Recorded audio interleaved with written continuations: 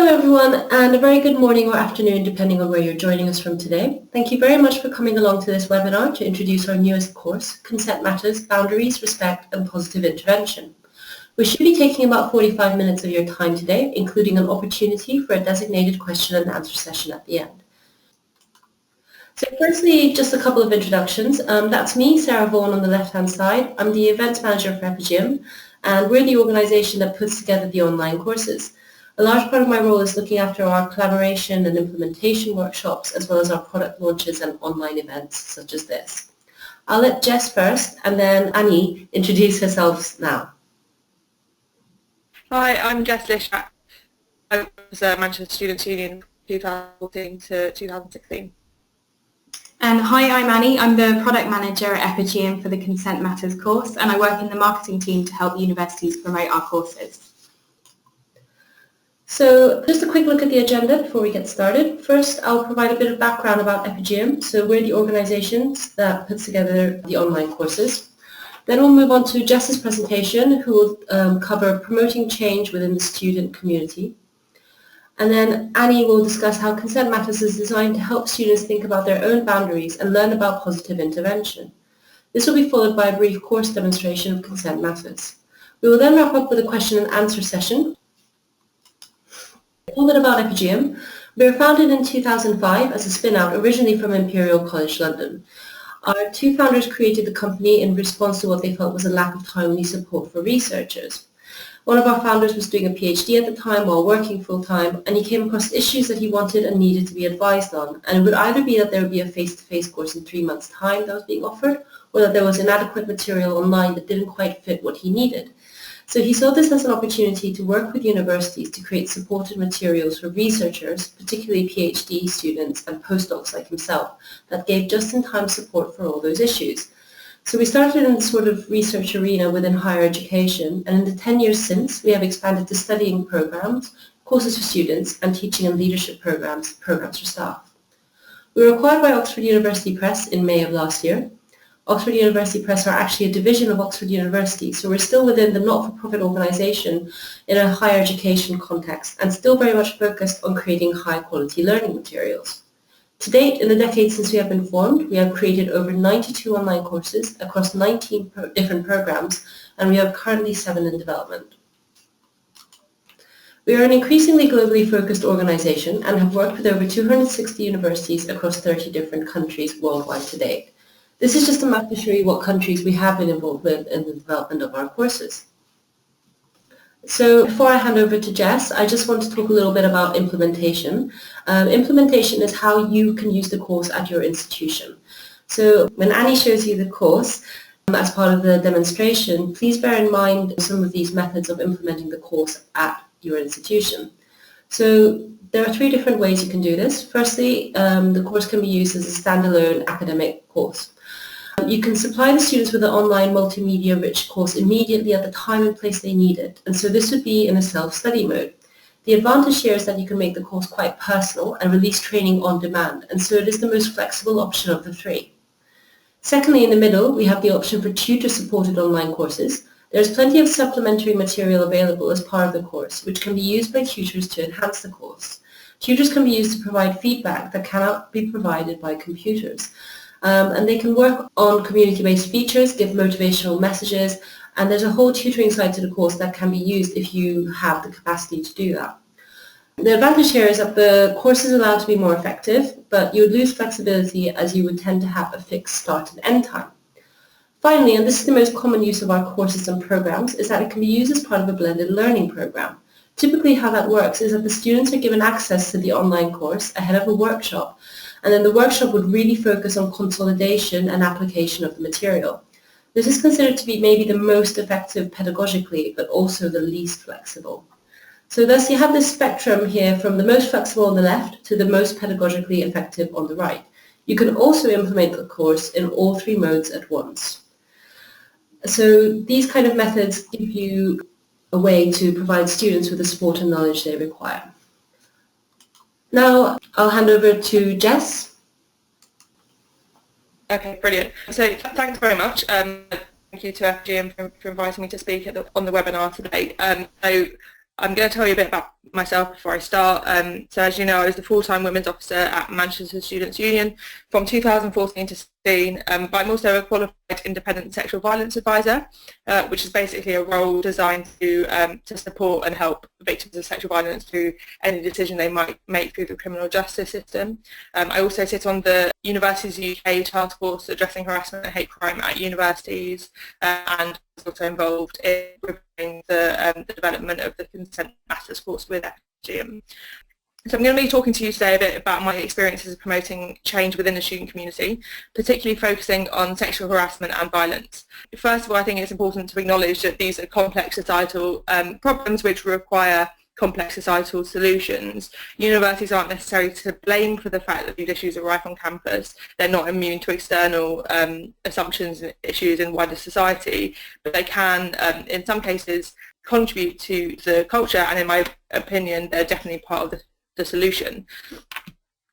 So achieving change around sexual violence at universities, in my opinion, needs to focus on three elements. Firstly, ensuring that there's adequate support for students affected by sexual violence and that they know how to access this support, whether that's emotional, practical or disciplinary action.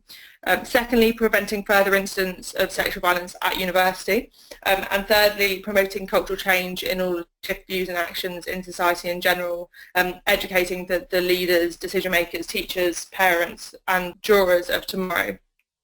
Because education can be transformative, it doesn't exist in the vacuum of a university campus. The reason I mentioned jurors specifically as well is that currently, while only 15% of rapes are reported to police, still only 5.3% of those are prosecuted, and of course they're UK statistics. And one of the biggest factors behind such low rates are common myths and misconceptions about sexual violence, consent and victim blaming. And so if jurors and juries were better educated on these issues, I think that the misconceptions would be much less likely to influence the verdicts of trials and whether cases actually make it to trial. So in order to start promoting and ultimately achieving this change, we need to use a variety of different tactics, including intervention and education, along with communicating relevant policies and support available and ensuring that students are aware of their university's zero tolerance approach. Universities and students' unions or associations need to work in partnership to design and deliver communications campaigns, addressing students and staff together as a whole university community rather than a paternalistic institution to students message, which could be perceived as too directive or for students to feel engaged or included. So there needs to be a mixture of education and information that can reach all students, such as with a compulsory online course, frontline accessible and specialist support, and opportunities to have conversations about consent and issues surrounding sexual violence and harassment, whether that's informal or formally arranged through tutorials. So the online resource is particularly relevant for big institutions for who it's unrealistic to give face-to-face training to give all students a base level of understanding of what's considered appropriate behaviour and not, what the university's line on disciplinary action is, and the fact that they're actively addressing it, as well as dispelling societal myths and misconceptions. In terms of how institutions actually respond to students disclosing experience of sexual violence, for me the key component has to be choice, because these crimes are often about power, taking power and agency away from a victim and making them feel powerless and alone. We know that it's really difficult to tell someone about experiences of violence, so when people do, they're putting a lot of trust in that person that they choose to disclose to, and it's our job as practitioners, student leaders or just peers to do right by them. It's important to remember that they're the only people who will know what's right for them. Unless it's a serious safeguarding issue, we can't tell someone what the right choice is for them. It's about making them feel believed and valued and giving them the tools and options to make their own decisions about how they want to deal with their experiences moving forward, putting the power and agency back in their hands. The issue of sexual violence at university is not only prevalent but highly complex. We know that sexual assault on campus is not a rare occurrence. National Union of Students research shows that 1 in 7 women students have experienced serious sexual assault whilst at university. We also know that these instances do not occur in isolation. They're surrounded by and intertwined in a society that blames victims and a culture that allows behaviours that exacerbate the issues to thrive. For too long, the issue of sexual assault at universities has been rife but unchallenged. Some institutions have put reputation before students, and many have been unclear and unsure about how to tackle such a sensitive issue and their legal responsibilities. My work as Women's Officer at the University of Manchester Students' Union over the past 2 years gave me an insight into the lives of students who've experienced a range of difficult situations, including domestic violence, sexual assault, harassment, stalking and rape. I received around 150 individual disclosures of sexual violence from women students during my time as Women's Officer, and I know that in an institution of over 40,000 students, that's only the very tip of the iceberg. I work closely with the university to support students and develop solutions. As a qualified independent sexual violence advisor, I was able to use my specialised knowledge in order to understand the systems and supports or thereof that students can access, as well as understanding the legal frameworks that underpin such crimes. This allowed me to identify gaps in support and understand why students might choose not to report to their institution. Nationally, we know that while only 10 to 15% of rape victims report to the police, studies show that only around 4% of students who've experienced sexual violence had actually told their institution. So I developed a number of different options available for students who've experienced sexual violence. So when students came to me for advice, I could give them real options rather than signposting them to a singular source of help that might not be right for them, or to a service which has had a waiting list longer than the university term. So one way I did this was working with Manchester Rape Crisis, who, like similar services around the country or around the world, have a minimum 6-month waiting list, which is bad enough, but when you consider a student trying to access a service, there are more barriers. Say you've been on a waiting list for 6 to 8 months, and by the time you get an appointment, you're out of the city for between 1 and 3 months because it's not term time and you move home with your parents. Or similarly, you're accessing weekly counselling that's really helping your recovery, but at term finishes, you need to move home for 6 weeks. That has to be given to someone else because the demand is just too high. Students can go their entire university life without accessing the support they need. So I created a specialist support worker based in Manchester Rape Crisis that's funded by our Students' Union, and this is the flyer for that service you can see at the moment. But the impact report and case studies show that it's giving support to students who really need it, and for those who've been accessing it for more than a few months, they're seeing a marked improvement in their own well-being and educational retention prospects. Part of the job description for student support worker is also to help provide training to key university and Students' Union staff around how to respond to sexual violence disclosures. So there's also an element of staff training and awareness in there, although this is admittedly on quite a small level and scale at the moment because the support element takes precedent. The take-up of this not only shows the need for specialised services, but shows that students are much more likely to report, disclose and help around the experiences of sexual violence if they're signposting, along with other communications and campaigns work, making it clear that universities have a zero-tolerance approach and will take reports seriously. So alongside developing support mechanisms and capacities, I work closely with the university's Equality and Diversity Department to develop a zero tolerance to sexual harassment campaign called We Get It, which we launched in February 2014, starting a conversation about the issues on campus, encouraging people to educate themselves on what sexual harassment and victim blaming is, to not engage in that behaviour and to call it out when they see it in other people. This was absolutely creating culture change, engaging people in a conversation and showing them that it's all of our problem to fix, and that's why we made sure to include student leaders in the promotional video, and not just ones like me who you'd expect to be taking a stand against sexual harassment and violence, but people like sports captains, student society presidents and student media editors. Getting them visibly involved from early on in the campaign was a really important tactic to ensure the campaign was campus-wide and inclusive of all different types of students. I really saw the difference it made, from 1 year having multiple complaints about misogyny and homophobia in teams, to having the captains and team members of the same sports teams handing out We Get It leaflets and pledges against sexual harassment at their stalls at the Welcome Week the following year. That moment really did feel like a step change in campus culture for. So it really is possible. So throughout the campaign, we saw over 7,400 pledges signed to stand up to sexual harassment. The figures on this infographic are a little bit outdated, so they might be a bit different to what I'm saying. We engaged hundreds of staff and students in conversations around different forms of harassment and discrimination and what zero tolerance actually means. And since launching the support button, over a 500% increase in the use of the university's harassment advisors, highlighting again the need to lift campaign interventions and prevention measures, such as workshops or online training, but also ensuring that we're prepared to signpost and offer support to students who then disclose incidents following those conversations and campaigns. I also worked really closely with Greater Manchester Police to improve their communication channels, both around responding to individual cases of sexual violence against students, but also to improve their communication strategies. Releasing a joint poster campaign with the Students' Union focusing on dispelling victim-blaming myths, which trailblazed for other forces to do the same around the country. I also worked with them to review the press release template to avoid phrases which were dog whistles for victim-blaming. Over the past few months, I've had the pleasure of sitting on the Universities UK Task Force, an exciting opportunity to explore some of the issues facing higher education institutions and students and to develop recommendations. It's really important that our report, which will be out in the next few weeks, is the start of a conversation though, rather than the end of one, because the interest around this issue means that if the whole sector, nationally and internationally, can use recommendations as a springboard to develop new practices, partnerships and strategies, it can be so much more than fixing some legal and policy issues. We can start to build long-lasting behavioural and culture change that challenges the root causes of sexual harassment and violence on and off campus. And the fact that we're all here today discussing the online Consent Matters course shows that that's really happening. The conversation is continuing and including more and more people, and it's focused on prevention and education, which is really important.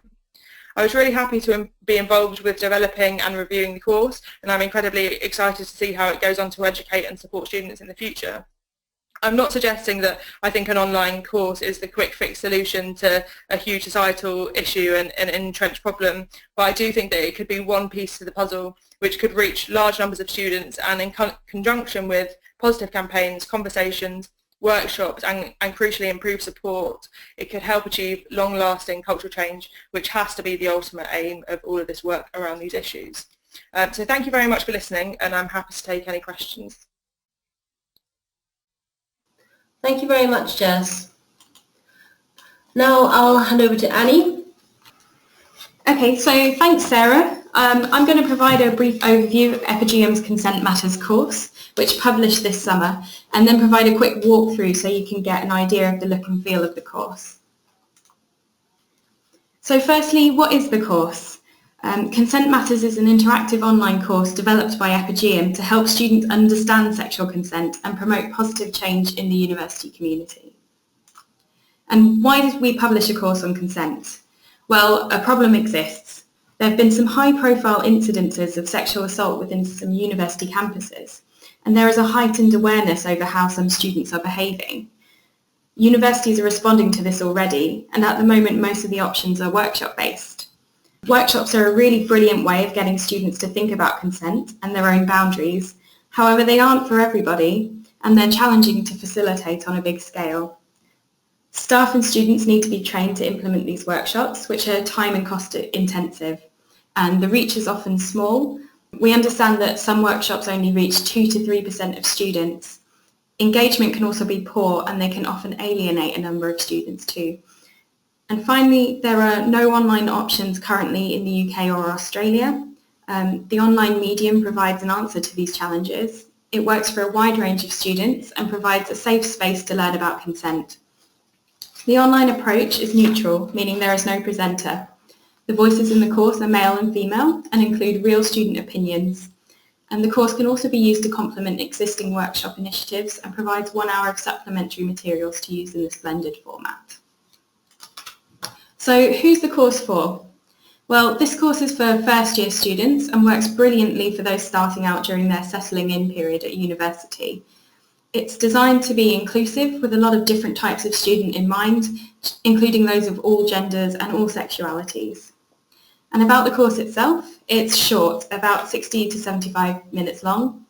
We've got 4 modules and 1 hour of supplementary materials for universities to blend with existing workshops if they wish. And who wrote the course? Well, we've got 2 main authors for the course, and the primary author is Brooke, the UK's leading sexual health and wellbeing charity. They wrote modules 1 and 2, which is where we have our consent focus. And then Alan Berkowitz wrote module 3 and also acted as an advisor for the rest of the course. He's widely recognised as the leading expert in positive and bystander intervention. And the primary goal of this course is to influence students into how to consider stepping in effectively. So having Alan's input was extremely valuable. So we involved a range of other people with the course development as well, including an advisory panel of leading experts. We also had a wider review panel made up of people from student services with direct experience of consent education, which Jess was one of. And it's a mixed panel as well to provide both male and female insights. So here's a little bit about the approach for the course. It's evidence-based. It draws on social norms theory, which has been pioneered by Alan Berkowitz and found to be a very powerful means of learning. Features like the poll activities and key figures from prominent studies and reports demonstrate the strong evidence-based nature of this course. It's also positive, not punitive. So for instance, we've used humour and tried to emphasise the positives of having good relationships with people. We've got short screens for easy engagement and feature extensive practice scenarios to allow students to consider different situations.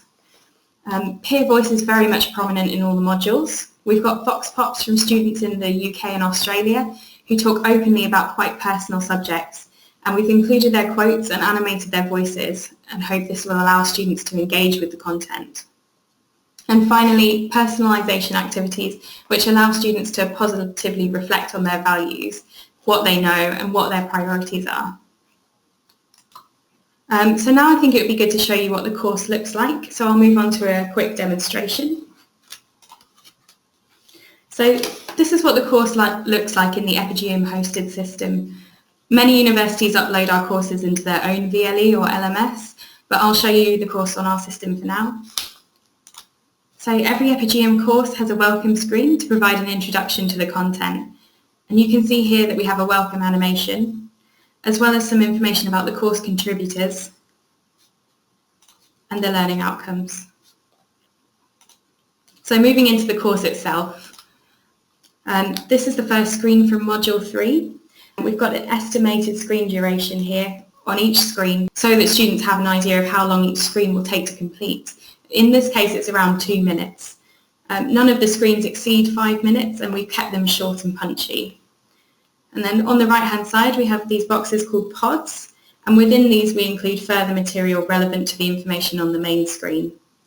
And you'll see various types of pods and consent matters. On this screen, there's a key terms pod, where we define bystander and positive intervention, and then a consider this pod, which we summarise a news story related to bystander intervention.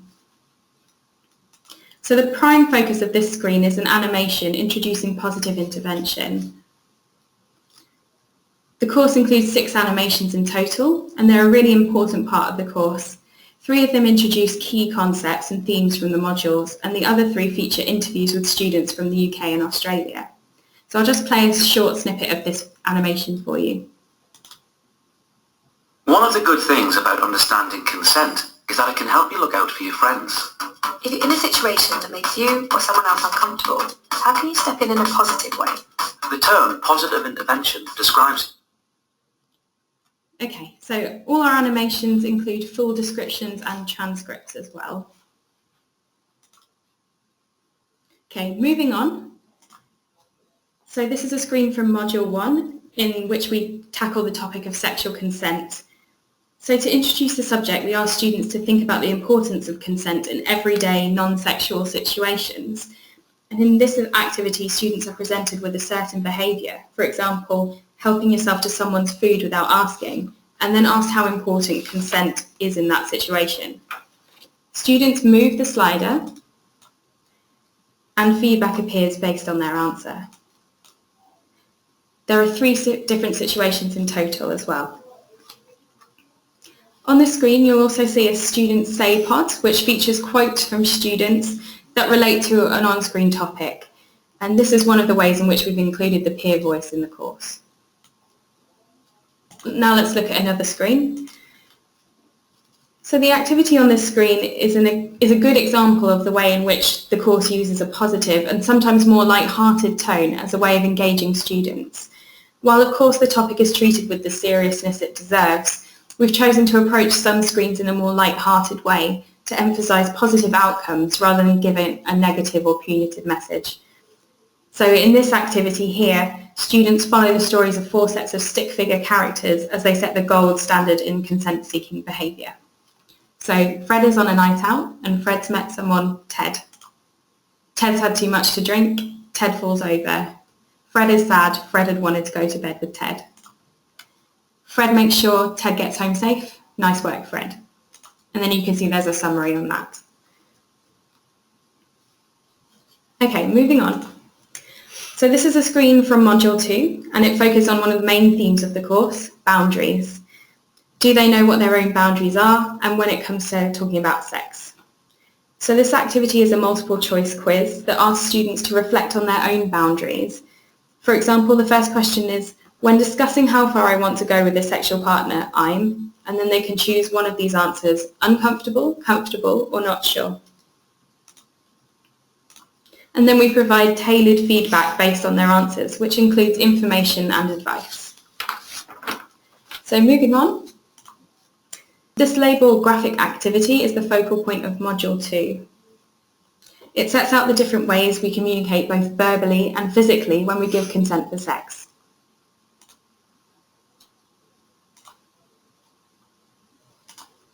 It gives students concrete examples of what to look and listen out for when checking for consent. Okay, moving on to Module 3, where we're teaching the students about positive intervention. This screen features a polling activity here, and students are asked to imagine that they are witnessing a situation in which someone is making a judgmental comment about a friend. They're then presented with a series of questions about how the situation would make them feel and whether they would feel compelled to speak up or not. And as students submit each answer, they can compare their responses with those of their peers.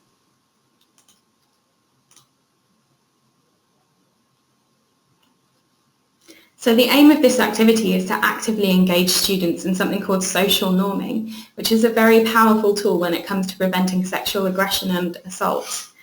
The perception may be that most people would not be bothered by a difficult situation that we describe. And so if we personally are bothered, we decide not to step in because we'll fear we'll step outside of the social norm and go against the majority. In reality, research actually shows that around 90% of students would be uncomfortable with the situation described and want to step in and do something. So the theory goes that by completing this poll, we illustrate to students that their peers are likely to be uncomfortable too and want to step in and do something. So the poll acts as a powerful tool for empowering students to intervene positively.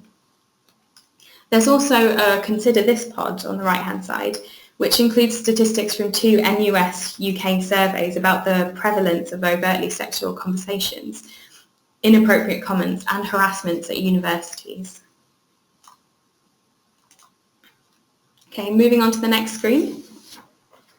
This screen features one of the Vox Pop animations in which students explain how they would feel if they heard something offensive and how they feel about those individuals who are willing to step in.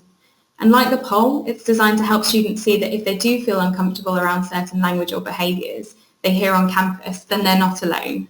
So I'll just play another short snippet for you. If I heard someone talking about someone I knew in a disrespectful way that would make me feel quite uncomfortable. Oh, she's such a slag. It's just shaming someone for wanting to have sex more than something. Okay, moving on. So on this screen there's a spider diagram activity and it presents a range of options available to us if we want to step in a situation.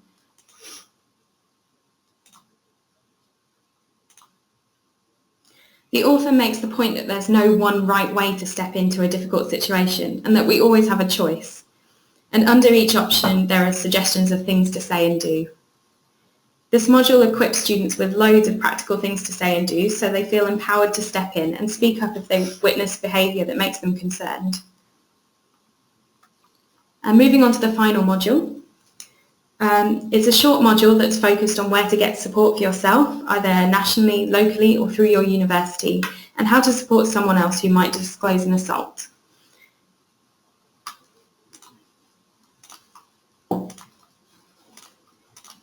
So this screen includes lots of links to national charities and organisations who can help in different kinds of scenarios. But the key thing here is actually the Your Context pod at the top. This is customizable, and universities can insert their own links here into their own university-run support and advice services, or local services that they recommend. They can put as little or as much information as they like within this pod to ensure that students are supported and guided appropriately. And finally, to round off the modules, students are asked to work through a practice scenario, and we've got 3 of these in total throughout the course. Each practice scenario brings together the key learning points from the module and includes questions to test students' understanding of the concepts covered. So for Module 1 and 3, practice scenarios, we use the same characters and they're on a night out and we see various events unfold.